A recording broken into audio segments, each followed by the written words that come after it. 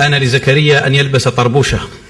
ما باله كلما خرج علينا يزعد ويرعد، ما باله يزبد ويرعد ويصرخ كالنار الملتهبة، ينفجر مثل البركان، يثير الرعب في نفوس الناس. ما هكذا يا سعد تولد الإبل. معالي وزير الاتصال، دعني أكلمك كإعلامي.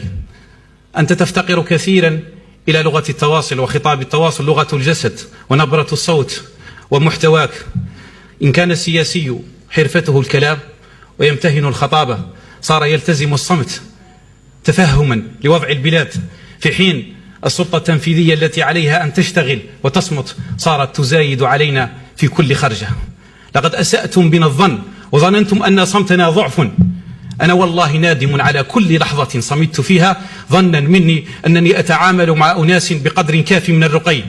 لقد تماديتم واستمرأتم في ذلنا وظننتم حقا أننا نخاف. لا والله لا نخاف، لكننا رجال دولة أقولها وأكررها. وإلى أولئك الحمقى الذين يريدون أن يجرنا إلى مستنقع آخر قد طوينا صفحته.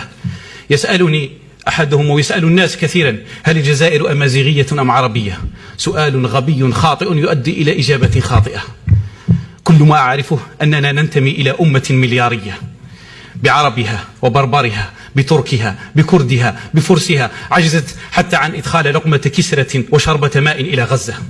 كان ينبغي علينا كبرلمان حقيقي أن نناقش اليوم أخطر حدث في التاريخ، هي الصفقة التي ستحدث اليوم قد تقضي على القضية الفلسطينية. من العار والعيب أن يكون البرلمان الإيرلندي والبرلمان الإسباني، بل حتى البرلمان الفرنسي بما فيه من عفن، أن يتبنى قضيتنا المقدسة أكثر منا.